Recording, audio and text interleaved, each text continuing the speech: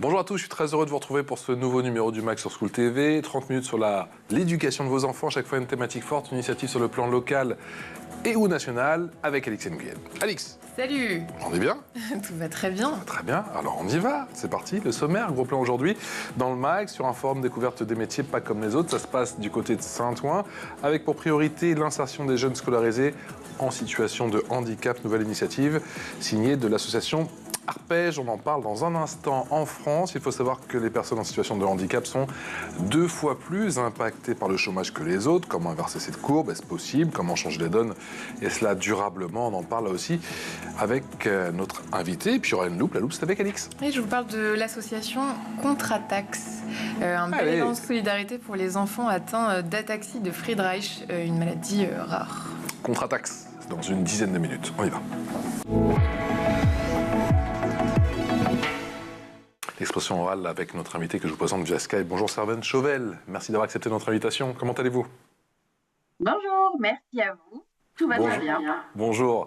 Alors, on est vraiment très heureux de vous accueillir aujourd'hui, Servane, délégué général de l'association Arpège. Arpège, c'est quoi? Alors Arpège, c'est une association qui a été créée il y a un peu plus de 15 ans maintenant par des entreprises de tout secteur d'activité. Et c'est une association qui a pour vocation à accompagner des jeunes en situation de handicap qui ont entre 15 et 30 ans. Et cette activité-là, on l'a sur 5 régions en France aujourd'hui. Donc, on agit en Île-de-France, mais aussi dans les Hauts-de-France, en Bretagne, en Rhône-Alpes et sur une partie de l'Occitanie. Notamment parler de l'Île-de-France, ça a commencé par cet événement. Ce mardi 4 mars qui se passe du côté de Saint-Ouen avec un forum des métiers comme vous en avez le secret, si je puis dire. Oui, alors effectivement, et c'est un forum qui là va réunir à peu près 700 jeunes sur la journée. Donc ça va être des 4e, des 3e et des lycéens, quelle que soit la situation de handicap, qu'ils soient en dispositif Ulysse, qu'ils soient en inclusion individuelle dans des établissements médico-sociaux, parfois même en décrochage scolaire. Et donc ce sont des jeunes qui vont venir répondre à cette fameuse question, mais qu'est-ce que tu veux faire plus tard? Vers où tu veux t'orienter? Vers quel métier? Et donc c'est vraiment déjà le cœur du forum et le cœur de son existence de pouvoir cheminer dans l'orientation. En quoi cet événement justement il est différent des autres? Alors il est différent parce que déjà il s'adresse à un public cible sur un territoire particulier. Donc là c'est vraiment pour tous les jeunes en situation de handicap, 4e, 3e et lycéens des académies d'Île-de-France, donc de Paris, Créteil et Versailles. Et en fait, ce qui est assez intéressant, c'est que les personnes qui sont sur les stands et qui leur présentent leur métier sont des salariés des entreprises qui sont engagés à nos côtés. Et donc, ce sont des salariés qui acceptent de donner leur temps, qui acceptent de découvrir aussi le handicap d'un peu plus près, au-delà d'une formation ou d'un PowerPoint. Et c'est de se dire, je vais aider les jeunes et je vais les rencontrer en vrai. Et moi aussi, ça va me faire avancer sur les préjugés ou le regard que je peux porter. Donc, c'est vraiment une rencontre dans les deux sens, des jeunes vers le monde du travail et des salariés vers cette jeunesse et ce sujet du handicap. Bon nombre de rencontres, de l'échange qui est au centre de ce forum, c'est ce qui fait la différence d'après vous? Oui, exactement. C'est aussi d'être toujours sur des événements qui sont physiquement parlants, qui ne sont pas virtuels, qui sont là pour déjà créer de la rencontre humaine. Et puis voilà, se dire que dans notre vie, on a toujours eu des personnes qui ont semé des petites envies, des pensées et qui nous ont fait prendre un chemin peut-être plus à gauche ou plus à droite. On a peut-être dans notre vie des gens qui ont été nos professeurs, des tuteurs, des gens qu'on a rencontrés à des événements. Bien là, c'est exactement la même chose qu'on veut créer en se disant que voilà, on va semer des échanges et qui vont petit à petit faire voilà, leur impact et puis les jeunes vont pouvoir s'orienter. Avec quelque chose peut-être d'important à préciser, c'est qu'on parle de métier, on parle d'orientation avant tout et on ne se dit pas et surtout pas quel est ton handicap et qu'est-ce que tu peux faire ou pas faire. C'est bien là aussi tout l'enjeu d'expliquer ce qui est possible de faire, ce qui existe, les métiers d'aujourd'hui, de demain. Et puis s'il y a besoin d'aménagement, eh bien on en reparle dans un second temps. D'accord. Et Servane, quel type de métiers sont représentés? Alors, on va avoir aussi bien toutes les fonctions support, donc tout ce qu'on retrouve dans chaque entreprise, aussi de dire qu'on soit une entreprise où il y a 10 personnes ou il y en a 10 000, on aura toujours quelqu'un qui va s'occuper des RH, de la finance, du commerce, de la communication, donc toutes les fonctions support d'un côté. Et puis, on va avoir des métiers beaucoup plus opérationnels au gré des salariés qui sont disponibles. Donc, ça va être par exemple les métiers de l'audiovisuel, ça va être les métiers de la petite enfance, les métiers de la grande distribution, les métiers de la vente, les métiers de la cosmétique, les métiers des espaces verts, et j'en passe et j'en passe. Mais donc voilà, vraiment des métiers de toutes sortes et qui peuvent être vécus dans une PME, dans un grand groupe, dans le privé, dans le public. Ça, c'est important aussi à préciser. Ça fait 15 ans effectivement que vous officiez effectivement avec votre association. J'imagine que c'est peut-être aujourd'hui plus facile à monter, plus facile de convaincre les différents corps de métier. Oui, alors déjà, il y a plein de façons de rendre ça plus facile. Déjà, le sujet du handicap est beaucoup plus introduit dans les entreprises. On a aussi des salariés qui ont parfois un certain nombre d'heures, de jours dédiés pour se mettre au service d'une association et offrir de leur temps, une forme de mécénat de compétences. Donc ça, c'est très précieux aussi. On a aussi des personnes qui, dans les entreprises, ont ce rôle-là d'organiser tous les événements, donc qui sont chargés de mission handicap, chargés de mission RSE ou diversité. Et donc, on a aussi des acteurs qui sont là pour orchestrer le tout. Et puis aujourd'hui, on a aussi les réseaux sociaux et puis les médias qui nous font être présents et qui donnent envie à son tour de dire moi aussi, en tant que salarié, j'ai bien envie d'offrir un peu de mon temps. Et on est aussi, je crois, dans une société qui a besoin de sens. Et donc les personnes aiment transmettre ce qu'elles font, donner du sens dans leur quotidien et notamment auprès de la jeunesse. Je crois que c'est une partie de l'héritage aussi post-Covid. Quel écho pour ce type d'événement justement ? Cette fois-ci, ce sera, on l'a dit, à Saint-Ouen le 4 mars. Il y a véritablement un avant et un après. Que vous disent les jeunes scolarisés de Saint-Ouen qui... Alors, bon, ils ne l'ont pas encore fait du coup, mais de manière générale, que vous disent les jeunes ? Il y a un avant et un après ? Il y a un avant et un après pour les jeunes et il y a un avant et un après pour les entreprises. Alors, si on parle d'abord des jeunes, il va y avoir des jeunes qui vont éviter le décrochage scolaire. En d'autres termes, si on arrive à se projeter, si on a un métier qui nous donne envie ou un secteur d'activité, on a envie de continuer.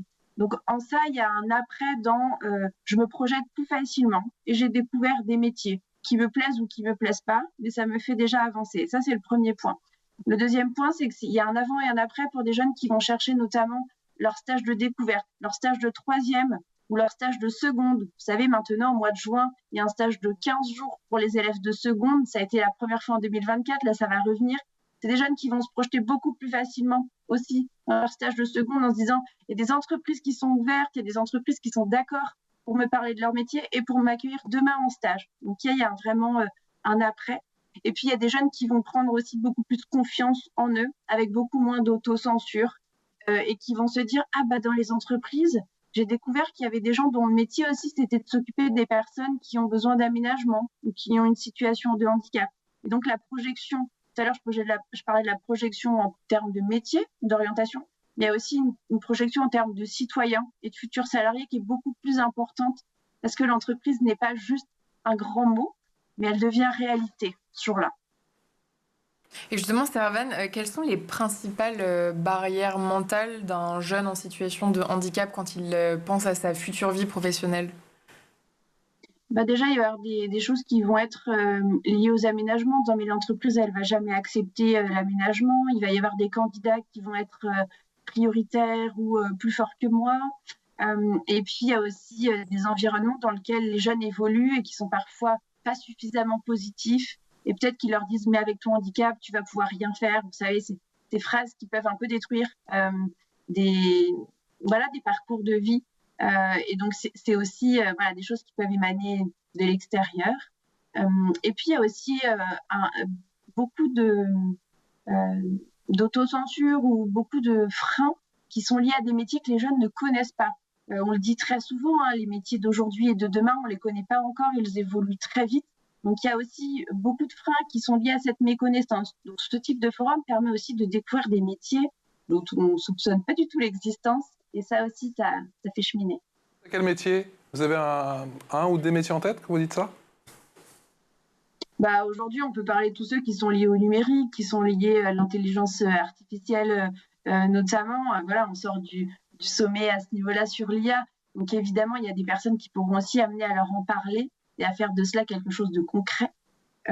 Et voilà, dans une projection future qu'on ne maîtrise pas totalement, mais en tout cas en dessiner les premiers contours. Est-ce que la pédagogie, en vous écoutant, est-ce que la pédagogie du coup Servane est totalement différente quand on monte un événement pour eh bien justement des enfants en situation de handicap et un salon, un forum de métiers lambda? C'est forcément différent la pédagogie, l'approche? Elle n'est pas forcément différente. Il y a peut-être des choses qu'on redit et qu'on ne dit pas assez sur des salons classiques et qui mériteraient d'être redits aussi à ce niveau-là. Par exemple, et c'est des déformations qu'on a dans nos métiers, on est bourré de sigles, on a plein de mots très techniques ou de mots en anglais, etc. Déjà, nous, ce qu'on dit aux salariés qui viennent parler de leur métier, c'est « ayez un langage simple, accessible, mettez-vous dans la peau d'un jeune de troisième, qu'il ait une situation de handicap ou pas, on n'est pas du tout dans cet univers. » Ça, c'est des choses qu'on ne redit pas forcément sur des salons classiques, nous qu'on redit ici et qui est fondamental. Et la deuxième chose, c'est de leur dire parlez métier. Ne leur demandez pas quelle est leur situation de handicap, ne leur demandez pas des éléments de santé, parce que ce sont des données qui sont confidentielles, que vous n'avez pas à savoir. Par contre, vous pourrez parler d'aménagement ou est-ce qu'il y a des choses particulières que le jeune veut exprimer. Mais ça, surtout, faites-le dans un second temps. Faites-le après avoir parlé métier, avoir vu ce qui brille dans les yeux des jeunes et ce qui leur donne envie. C'est pas de dire, bon, alors, c'est quoi ton handicap et du coup, qu'est-ce qu'on va faire ou pas faire et comment on raye la liste ou comment voilà. Ça peut paraître très basique, ça peut paraître très simple de le dire, mais c'est fondamental dans l'approche. Voilà. Donc ça, c'est des conseils qu'on donne. Et puis, c'est des personnes et des salariés qui ne rencontrent pas tous les jours des jeunes en situation de handicap, donc qui ont aussi leurs questions et donc on les rassure, eux aussi en amont. Et Servane, justement, du point de vue des employeurs, quels sont les principaux stéréotypes à combattre chez eux vis-à-vis des personnes en situation de handicap? Il y a déjà le stéréotype sur la mobilité, de se dire que le handicap va être un handicap moteur et du coup, si mes locaux sont pas accessibles ou si on a une réunion à l'étage ou si on doit courir 2 secondes, comment elle va faire? Leur rappeler déjà que c'est très très loin de la majorité, voilà, que c'est surtout des handicaps invisibles et que le handicap moteur n'est qu'un toute petite forme de handicap parmi l'ensemble. Ça, c'est le premier point, déjà, de mettre à mal ce stéréotype-là. Le deuxième, c'est de se dire, oui, mais s'il est handicapé, il va pas pouvoir faire ci, il va pas pouvoir faire ça, est-ce qu'il va pouvoir suivre le rythme ou comprendre les consignes? Et donc là, on leur donne des exemples. Vous voyez un jeune qui a une déficience auditive, vous voyez un jeune qui a un trouble dyslexique, vous voyez un jeune qui a du diabète, vous voyez un jeune qui a la mucoviscidose. Et bien voilà, ils vont suivre une scolarité classique, il y aura peut-être certains aménagements, mais les stéréotypes qu'on fait tomber, c'est aussi peut-être la réduction du mot handicap et du coup on essaye d'ouvrir, de leur faire comprendre que c'est bien plus vaste et pas si compliqué non plus à gérer et à comprendre.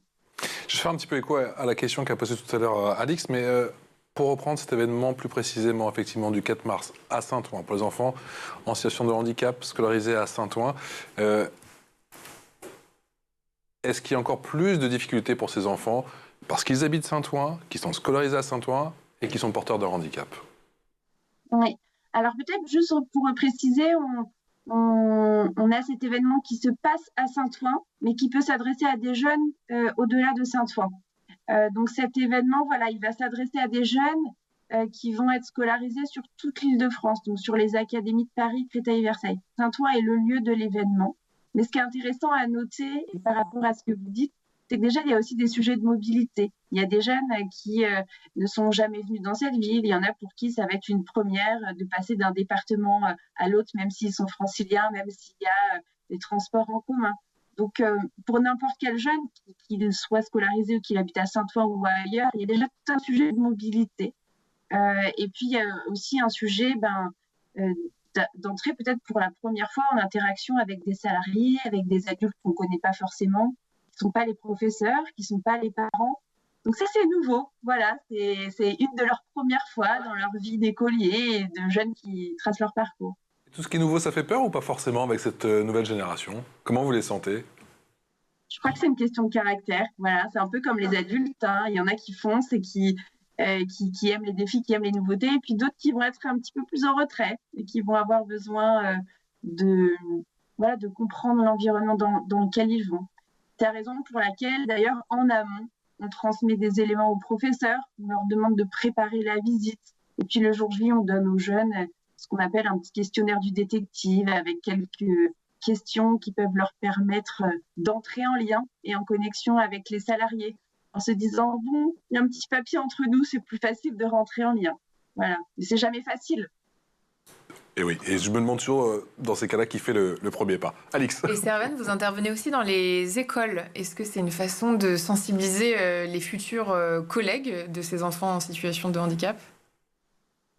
Oui, alors on a 2 formes d'intervention dans les écoles. Soit on va rencontrer les jeunes en situation de handicap tout au long de l'année, on va leur expliquer ce qu'on peut leur proposer. Donc, par exemple, la participation à ce forum-là. Mais à côté, tout au long de l'année, on organise aussi des visites d'entreprise, on organise des ateliers CV, lettres de motivation. On les aide à trouver des stages. On parlait des stages tout à l'heure de 3e, de seconde. Donc, on intervient dans les classes pour aussi expliquer aux jeunes ce que l'on peut faire pour eux et avec leurs professeurs tout au long de l'année.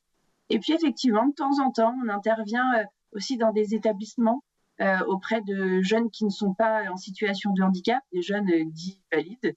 Et donc là, c'est une manière pour nous de les sensibiliser au sujet et de leur dire que leurs camarades ou leurs collègues de demain, eh bien, ils ont une richesse à leur apporter et que voilà, c'est ça le sujet de la diversité, vraiment et concrètement. Servane, on le rappelle, je disais initialement dans cette émission, en France, les personnes en situation de handicap sont 2 fois plus impactées par le chômage que les autres. Ça fait 15 ans que vous œuvrez effectivement avec Arpège. Est-ce que vous avez le sentiment que les choses sont en train de changer ? Doucement mais sûrement, ou on est encore très très loin du compte ? Doucement mais sûrement, on reste optimiste. On fêtait les 20 ans de la loi aussi le 11 février dernier. Il y a beaucoup de choses qui évoluent. Il y a aussi plus de jeunes qui sont accompagnés, qui sont diagnostiqués. Il y a plus d'entreprises qui ouvrent leurs portes. Et puis, il y a aussi tous ces préjugés ou ces méconnaissances sur le sujet du handicap qui avancent. Voilà, donc doucement mais sûrement. Mais nous, on le voit de manière très concrète, très réelle. Donc ça donne beaucoup d'optimisme, mais on sait qu'on a encore beaucoup de travail. Beaucoup de travail, et justement, comment vous les préparez au mieux, si je puis dire ? Est-ce qu'il y en a encore beaucoup qui sont tentés de cacher ce handicap ? Parce qu'on a beaucoup parlé de handicap invisible. Oui, il y en a qui le sont encore cachés, alors pour plusieurs raisons. Déjà, ça dépend à quel moment de la vie arrive le handicap. Est-ce que c'est un handicap de naissance ? Est-ce qu'il arrive en cours de vie ? Et voilà, il y a tout un processus aussi d'acceptation. Ça dépend aussi comment le vit l'environnement. Il y a une place effectivement très importante toujours des parents, de l'entourage, des professeurs. Donc ça dépend si on fait du handicap une force ou un handicap dans la vie, pour reprendre ce terme-là. Donc ça, c'est très lié aux environnements. Et puis c'est très lié à des personnes qui vont dire, mais voilà, par exemple, si on reprend les Jeux Olympiques qu'on a eu la chance de vivre à Paris, c'est comment on fait rimer handicap avec performance, comment on se dit que des athlètes de haut niveau en situation de handicap font des exploits exceptionnels, avec des personnes qui peuvent être aussi moteurs et pleines de motivation pour les jeunes. Et ça, c'est toujours une question de personne, de caractère et puis de chemin de vie. Voilà, il faut comprendre l'intérêt de déclarer son handicap. Il faut être prêt et chacun a un rythme différent là-dessus, donc il faut l'accepter, ça. Mais en tout cas, et donner les informations. Voilà, et après, le jeune en fait ce qu'il veut ou ce qu'il peut. Ça va nous rester avec nous, c'est l'heure de la loupe. La loupe, c'est avec Alix. Et cette fois-ci, je me parle, Alix, de l'association Contre-Atax, un bel élan de solidarité pour les enfants atteints d'ataxie de Friedreich. Oui, tout à fait. Une maladie neurologique rare qui touche environ 1500 personnes en France. Les personnes atteintes ont des troubles de l'équilibre, des difficultés à coordonner leurs mouvements. La maladie progresse lentement. À ce jour, il n'existe pas de traitement curatif. Et c'est dans ce contexte qu'est né Contratax. Cette association a été créée en 2017 à Plumieux, près de Loudéac. Elle a vu le jour grâce à un groupe de bénévoles déterminés à faire une différence pour Eloane et Yuen, 2 jeunes atteints de l'ataxie de Friedreich. L'objectif de l'association est de récolter des fonds pour financer des traitements expérimentaux qui pourraient améliorer leur quotidien, mais aussi pour soutenir la recherche, et ce, en collaboration avec l'association française Ataxie de Friedreich. Chaque année, l'association organise des événements solidaires pour récolter de l'argent, et ça marche. On parle de concerts, de marches solidaires, de repas emportés. En novembre dernier, par exemple, l'association a organisé une vente de repas qui a permis de distribuer près de 600 repas dans la région. Plus récemment encore, le 1er mars, l'association a organisé une marche solidaire, un concert avec plusieurs groupes de musique. Chaque plat est préparé par des bénévoles et un restaurateur local. L'idée est de faire connaître la maladie, sensibiliser les gens et surtout récolter des fonds, bien sûr, pour aider les familles. Grâce aux dons, l'association a pu acheter du matériel technique pour améliorer la vie de Yuen et Eloane et même aider Eloane financièrement pour se rendre à son travail, justement. Ces petites actions cumulées font une grande différence. Servane, est-ce que vous impliquez les parents aussi chez Arpège ? Oui, on implique les parents parce que notamment il y a des jeunes qui vont être ce qu'on appelle en inclusion individuelle, c'est-à-dire qu'ils vont pas être dans des dispositifs spécifiques. Donc les adultes référents, ça va être leurs parents. Donc on en a, par exemple, qui vont venir mardi lors du Forum découverte des métiers accompagner leurs jeunes. Et puis on a aussi beaucoup de parents qui viennent à nous, qui sont un peu perdus, qui nous disent voilà, comment je peux trouver un stage pour mon jeune, comment je peux lui faire découvrir des métiers. N'a pas forcément envie d'écouter mes conseils, parce qu'il y a un âge où les conseils des parents, on les écoute plus ou moins. Donc voilà, est-ce que vous pouvez être relais? Est-ce que vous pouvez voilà, les convier à des événements? Donc les parents ont une place effectivement très importante. Et nous, on accompagne des jeunes qui ont entre 15 et 30 ans, donc ils ont une place encore plus forte quand les jeunes sont au collège et au lycée. Et puis parfois dans l'enseignement supérieur aussi, ou quand ils voient que leurs enfants ont envie d'être autonomes et auraient besoin d'un petit coup de pouce. Voilà, ils n'hésitent pas aussi à nous contacter. Au final, est-ce que ce forum de la découverte des métiers, c'est votre outil le plus puissant, effectivement? Vous pouvez mobiliser les médias. Il y a aussi beaucoup de décideurs. Oui, il y a des décideurs, il y a des représentants de ministères, d'institutions qui sont présents. En fait, c'est un événement qui a une taille considérable. Je dis, il y a à peu près 700 jeunes qui sont inscrits sur la journée, sans compter leurs accompagnants, les personnes qui parlent de leur métier. Et ça permet d'être vraiment le lieu où on peut sentir l'engagement d'Arpège, l'engagement des entreprises, les besoins des jeunes, tout ça réuni à un même endroit, au même moment. Voilà, avec un avant et un après, on le disait tout à l'heure. C'est un événement phare dans l'année et on l'organise une fois par an sur chaque région. Parce que voilà, on n'est pas qu'en Île-de-France, je le disais tout à l'heure, mais ça reste voilà, un événement majeur en tout cas. Merci infiniment, Servane Chauvel, d'avoir été avec nous pour nous présenter encore une fois ce bien bel événement. Il y a un avant et un après. Vous savez quoi, on va vous recontacter pour savoir comment ça s'est passé et que vous nous racontiez un petit peu justement l'après-événement. Délégué général de l'association Arpège, je vous invite à aller faire un tour du côté de Saint-Ouen. Un grand merci à vous, Alix. On se retrouve demain. À demain. Pour une nouvelle émission, un nouveau numéro de School TV Le Mag. Excellente journée à notre compagnie.